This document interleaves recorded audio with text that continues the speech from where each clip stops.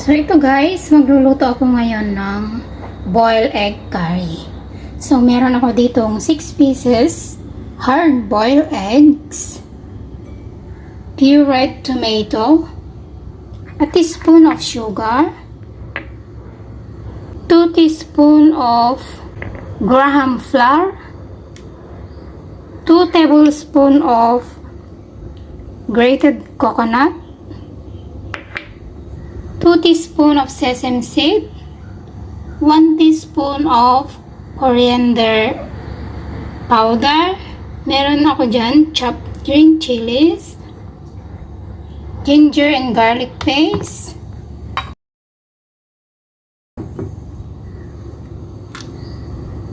Asafoteda, chili powder, curry leaves, dry red chili, cumin seed, at saka sliced thin garlic. So ito yung pan, mainit na siya. Una nating ilagay yung sesame seed. I-fry natin hanggang light brown.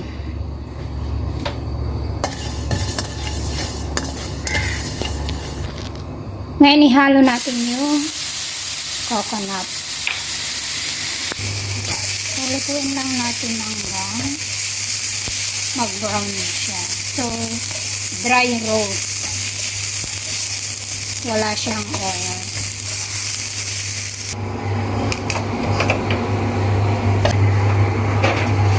Ngayon nilagay ko na dito sa aking pesto.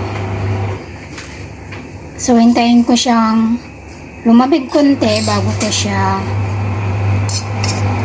i-grind. At gawin ko siyang powder. Ito na yung aking ground na sesame seed, coconut, at saka coriander powder.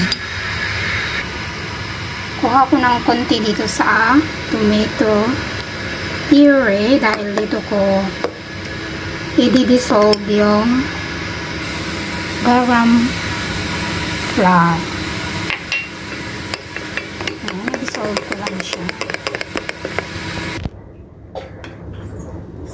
Ito yung tomato paste or tomato puree. Nilagyan ko siya ng garam flour. Ngayon maglagay ako ng ginger and garlic paste, Asafoteda,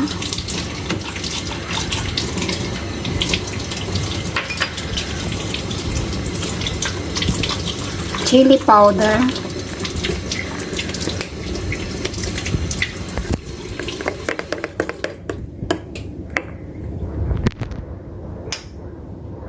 sugar, tsaka yung ating ground ingredients.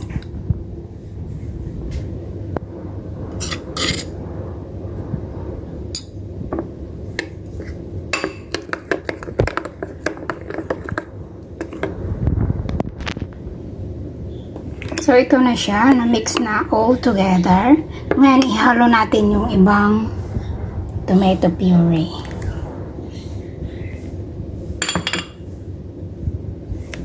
So, bale, 6 egg, 1.5 cup of tomato puree.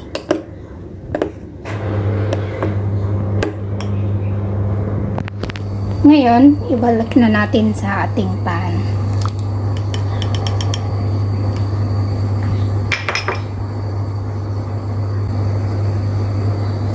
So, lutuin lang natin in slow fire ng 10 minutes. Para maluto yung tomato. So, ito na guys yung ating sauce. Ngayon, maglagay tayo ng asin.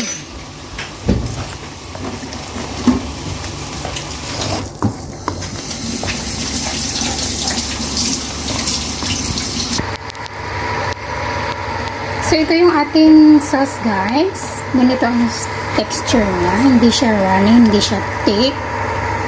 Ngayon, ilagay na natin yung egg. So, ang ginawa ko sa egg, kinat ko siya in half.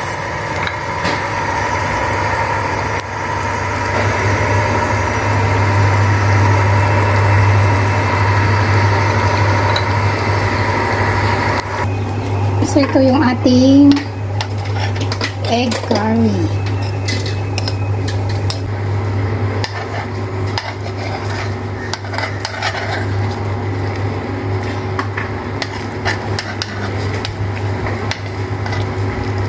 So, lutuin ng few minutes.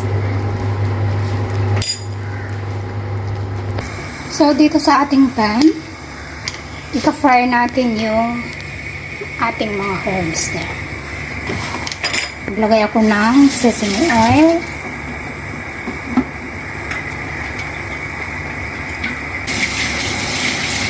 Lagay natin yung dry red chilies. Cumin seed, curry leaves, tsaka yung ating garlic. Lagay na rin natin yung ating green chili.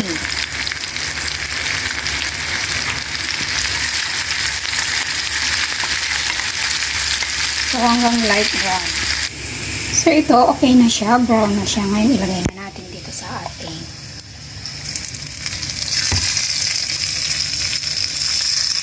egg.